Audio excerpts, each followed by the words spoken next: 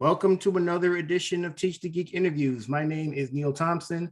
I'm the founder of Teach the Geek. It's an online platform for science and engineering professionals. I also created a public speaking course and a membership. The course is called Teach the Geek to Speak. The membership is called the Teach the Geek to Speak Society. And you can learn about them at teachthegeek.com. Again, that's teachthegeek.com. Today, my guest is Kerry Siggins. She is a CEO, a podcaster, and a speaker. You know, one doesn't start off being a CEO unless you start your own company. Then you can call yourself whatever you want. So I'm curious to find out about her journey to becoming CEO. And she also hosts two podcasts. So I'm definitely interested in learning about the podcast. And then as a speaker, she uses her personal story mixed in with leadership lessons she's learned along the way to give audiences implementable strategies. So I certainly will ask her about that as well. Welcome to Teach the Geek interviews, Kerry. Thanks so much for having me. I'm excited to be here today. Wonderful. So from the bit of research I did on you, I saw that you had this interest in engineering early on. So I'm curious, where did the motivations to study engineering come from? Well, that's an interesting story. So I've always been good at math and science. I love solving math problems. Pure math problems were always my favorite. And in high school, I had a teacher who really encouraged me to consider engineering. I didn't really understand what an engineer did back then, but I knew that I really liked to solve math problems. I probably should have done like applied mathematics, but anyway, I didn't know all that when I was young. I grew up in a rural town on the Western Slope in Colorado, so it wasn't like I had a lot of role models who were in engineering careers. So she was really pushing me, and then part of the other issue was that I was wild. Let me just say this. I was totally wild. I was pushing boundaries and I got into a little bit of trouble. And my mom actually told me, when you're 18, you're out of this house. I don't care what you do. I don't care if you work at Walmart for the rest of your life, but you cannot stay here. And I was shocked. I was like, I cannot believe that she doesn't think that I'm going to college. And she was like, what are you doing that would ever make me think that you're going to do that? And so that was it. I was just determined to prove everybody wrong, that I wasn't this troublemaker, this, loser kid who was getting into trouble. So the combination of, my mom's really, quite honestly, really great feedback and the support and the belief that I had from my teacher, I said, that's it. I'm going to go to school. I'm going to go to Colorado School of Mines. I'm going to get a softball scholarship and I'm going to be an engineer. So that's kind of the accumulation of how it all happened. Oh, wow. So it's a little bit of a different journey. Oh, no question. And, it's interesting you mentioned that when you were younger, you didn't really know what an engineer did, but at least before you started school. I actually had a guest, it must have been a couple of years ago, maybe. And she actually said that by the time she was done her engineering degree, she still didn't know what engineers did. She actually ended up getting a job as an engineer. You know what? I think that's so true. Everybody's journey is different and everybody engages in their education differently.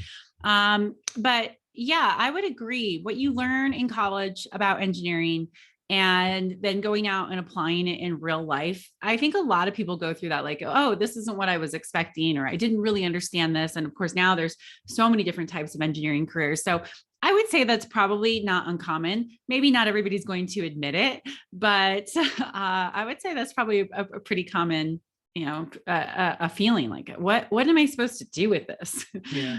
I think you're right about that. So now you finished your degree. What type of work did you do when you were done with your degree? Yeah. So I actually knew that about my sophomore year in college that I was really more drawn to the business side. And so I actually studied business economics along with mechanical engineering. And I really liked how the two could kind of go together. But quite frankly, I was a little bit lost. I was like, okay, I don't know. I'm never going to be a design engineer. That's not where my passion is. I love the business side of it, but it was head down, get through engineering school. And so I applied for a lot of jobs at Mines. They do a great job of career placement, job placement after you graduate. And so they bring in all of these fantastic companies, a lot of oil and gas, particularly because of the heavy chemical and petroleum engineering program that they have there.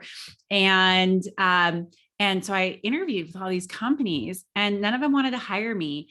And it made me feel, I was filled with imposter syndrome because I was, oh, I'm supposed to get this job and I'm supposed to know what I want to do, but I have no idea. And I think all of those people, those recruiters probably saw somebody who's really smart, but she doesn't know what she wants. She's not really passionate about like coming in and solving this particular problem that we have. And so I actually stayed on with a company that I had an internship with, mostly because it was an easy thing for me to do. And I wasn't getting offers from these other companies. And it was really tough for me. I had very high expectations for myself. And I really wanted to work for Accenture or, for a big oil and gas company. And I didn't get that job. So I stayed on with the company I interned and I was doing like environmental / mechanical engineering. Writing Title V air quality permits was horrendously boring. And I did that right after I graduated. I had an awesome boss who I just loved to death. He was such a great first boss. And so it was really nice to work for him. I learned a ton about what I was good at, what I wasn't good at, what I wanted to do, what I didn't want to do, after graduating, but I didn't really want to be there. Like I wanted, the status of getting that job with Accenture or with, ExxonMobil, and it didn't happen. Oh, that sucks. But Yeah. then, Hey, it's all good. Yeah, it worked out for you. I mean, you're the CEO of Totally. the company now, so I mean, it certainly Totally. couldn't have been all that bad. So It wasn't bad at all. But, when you're in the moment, right, 22 years old, and you have all these expectations of what your career is going to look like, it was a little bit of a letdown, but I figured it out. It's all good. I'm glad that it all happened the way that it did. But back then, it didn't go like I had planned in my mind. yeah, well, I think that could be the case for most of everybody. Yes. You have what's the saying? Like, we have plans and God laughs, something like that. Like, exactly. Yeah, like wait until you see what I have in store for you. Pretty much. Yeah, so then so I mean, I did mention in the intro that you're the CEO of a company now, and obviously you didn't start off in that place. But I'm kind of curious, how did your engineering education prepare you, if at all, for the jobs you currently have? Oh, hugely. I'm so grateful that I went to engineering school, even though, I'm on the business side and people management side. I don't know. I wouldn't have gotten the CEO job. So I'll give you a little bit of the background there. So after I graduated from Mines, I moved to Austin, Texas, got into operations management and sales, and also continued to get into a little bit of trouble. And I said, I need to go back home. I need to go back to my roots. So I just turned 28 and I moved to Durango, Colorado, which is an amazing mountain town. But not a whole lot of jobs, but I needed to be back home. And Stone Age was looking for a general manager at the time. And I was grossly underqualified for the job, but I had done lots of it working in sales and in operations management, engineering, operations management. And so I said, I'm going to apply for it. And if I don't get the job, maybe I'll get my foot in the door. And when I met with the two founders, one who is a mining engineer, the other who has a applied mathematics degree, they both, and they would never have interviewed me if I didn't have an engineering degree. And so it totally opened the door. And then, I could have the conversation. I understand how to solve these problems. I understood exactly, the kind of products that they were building and what engineers are like. I went to school with literally just engineers, right? Mine's is only an engineering school. And so I think I could really relate to them because of my education and my experience. And we had that connection of engineering, and they actually met at mine. So we even had a little bit of that. So there's no way I would have gotten the job without an engineering degree. And I don't think I would run it as well if I didn't have it either. Huh, that's interesting. Yeah. Because oftentimes I hear from people and when they talk about engineering degrees, I think they think of them as way more inflexible as they actually are. And you got a job as a general manager, and you think general manager, you don't think engineering degree, but you yourself said these people wouldn't even given you the job unless you had an engineering degree. And then you went on to say that your engineering degree has helped you in Yes. being a general manager. Can you just maybe talk a little bit about I mean, maybe one or two ways in which your engineering degree helped you in being a better general manager?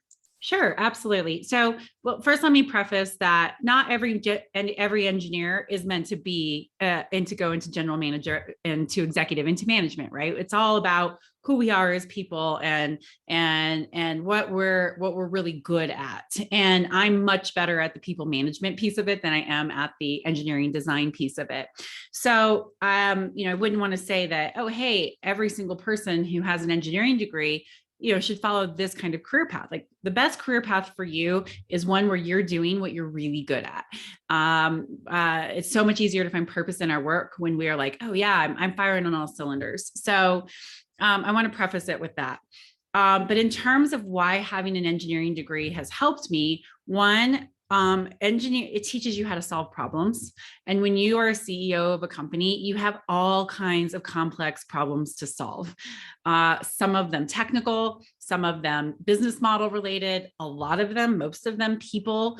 And engineering school teaches you how to be disciplined about solving problems. And so I think that was incredibly helpful for me.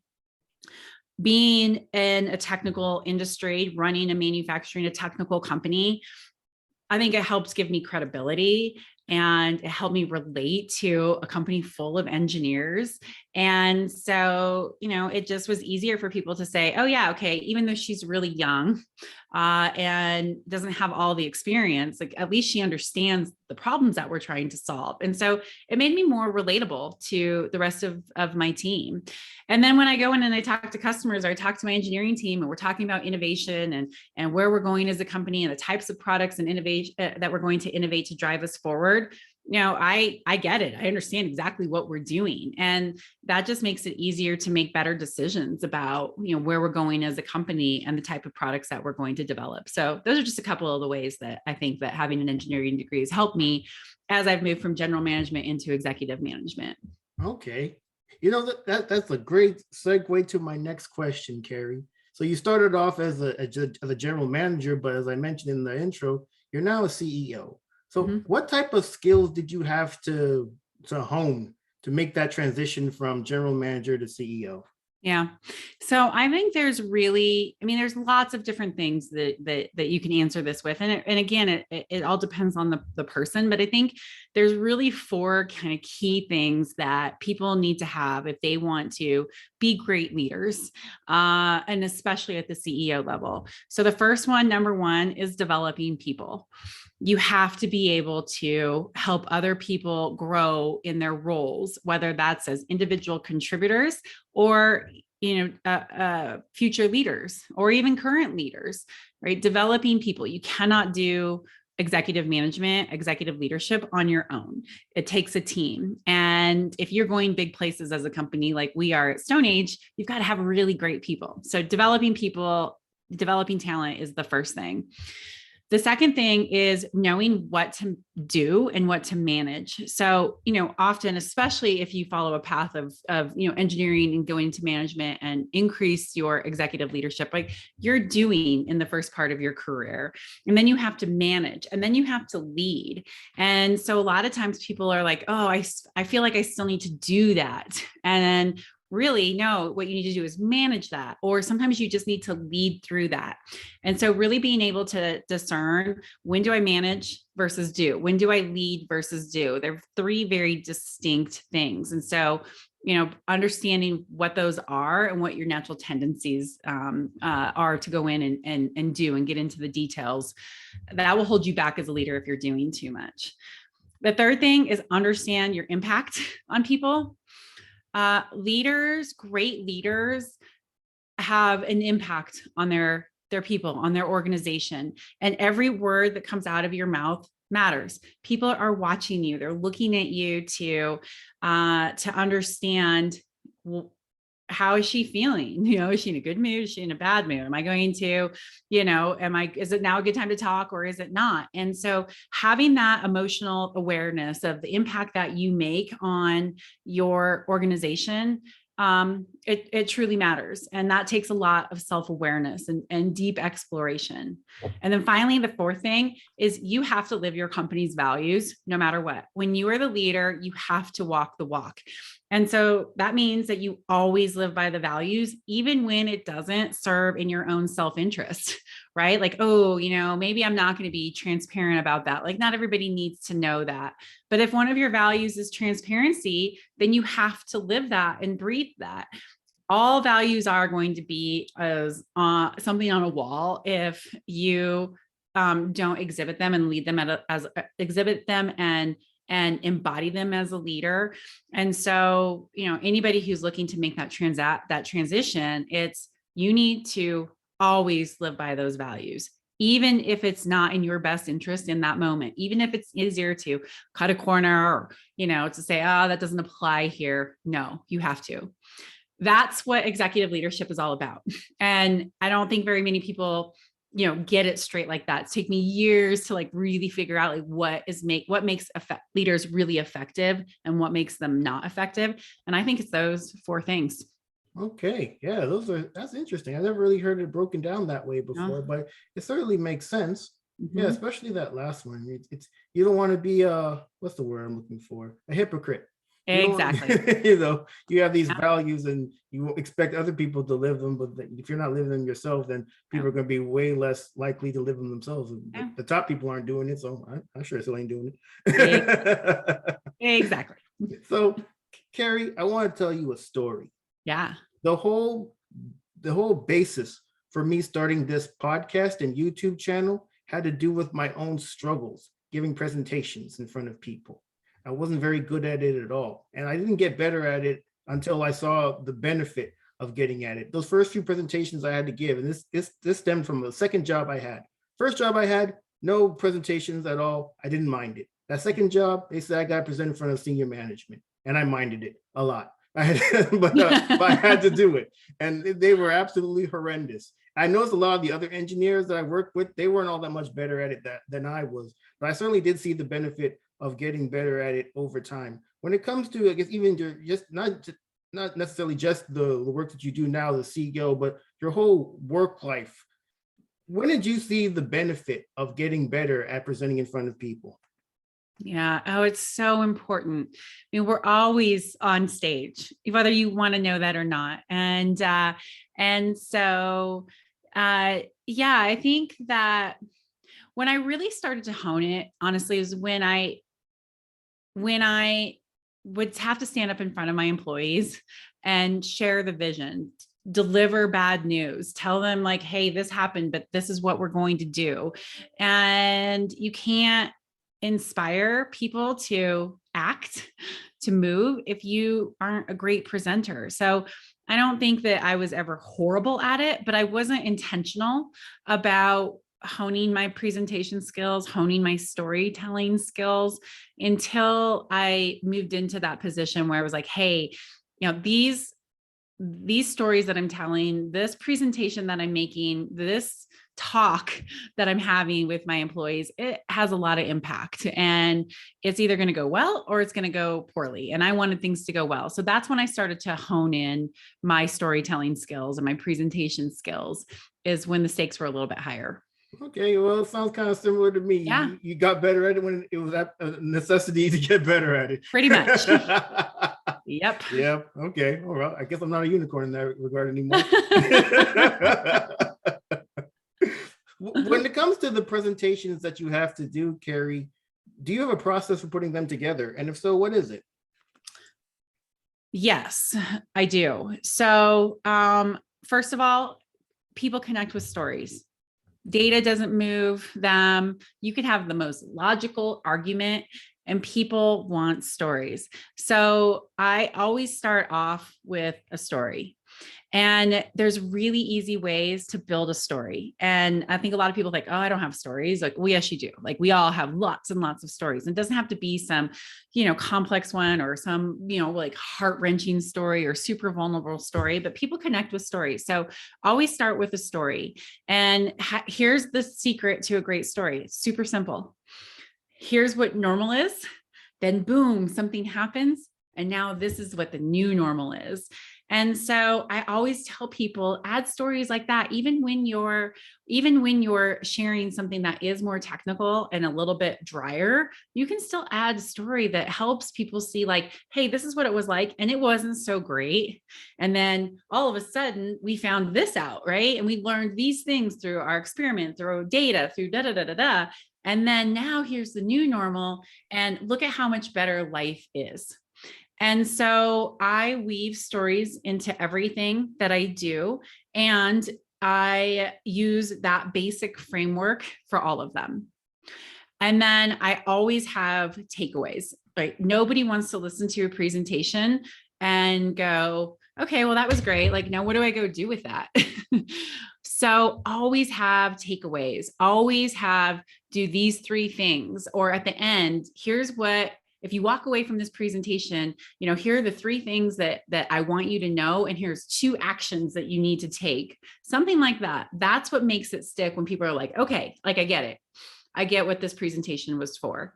And so even if you're giving a technical presentation from an engineering perspective versus like what I do in my public speaking skills, you can still work this into your framework and just tell a story or 2. It makes people remember, it makes people connect. We connect on stories, not on data and information. That doesn't move anybody, at least very few people. Yeah, I think you're right about that, Kerry. When you were talking, it reminded me of a saying. I don't remember it verbatim, but to paraphrase, it's people don't remember what you did. They don't remember what you said, but they remember how you made them feel. Exactly. No, that's a horrible saying. I like what you had to say about the takeaways. I don't care how you feel. I need you to do something. Totally. And in that whole statement, right, it just depends on what you do. So like I, as a leader, that really resonates with me because I want people to say, when I worked for Stone Age, I became a better human being. I got better at my job. I had promotion opportunities. I developed my career in the way I wanted, but I also learned about myself. I learned how to be a better teammate. I understood about self-leadership, how to lead myself better. And so that is where the how I made you feel comes into play. But when you're giving a presentation, sure, you want to move people, but you want to move people into action. And so if you're ever giving a presentation, if it's like, oh, it's just a status report, no, get that out of your mind, right? Nobody wants to just hear a status report. People want to know, what am I supposed to do with this?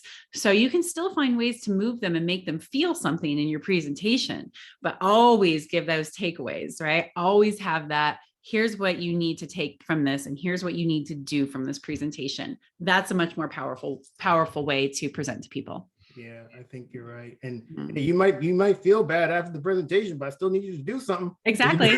Totally. I just delivered you a bunch of bad news, but here's what we're going to do. Here's how we're going to go address these things. Like, that's what people want. Yeah, no question. So I mentioned also that you have a couple of podcasts, Industrial Theory and Reflect Forward. So where did the motivation for these podcasts come from? And what do you hope people take away from the podcast? Sure. So I started Industrial Theory first, which is a very specific podcast for the industrial cleaning industry. And the reason I started it is that industrial cleaning is so incredibly important, but no one sees it, right? No one doesn't understand like, oh, hey, like, the material that my coffee cup was made out of, that has to come from a manufacturing facility, and that plant has to be cleaned to be able to manufacture this. And so it's just such a fundamental part of any process, but no one sees it. No one thinks about it, right? And so I wanted to give people in my industry a platform to be able to tell their stories, because there's so many interesting ones.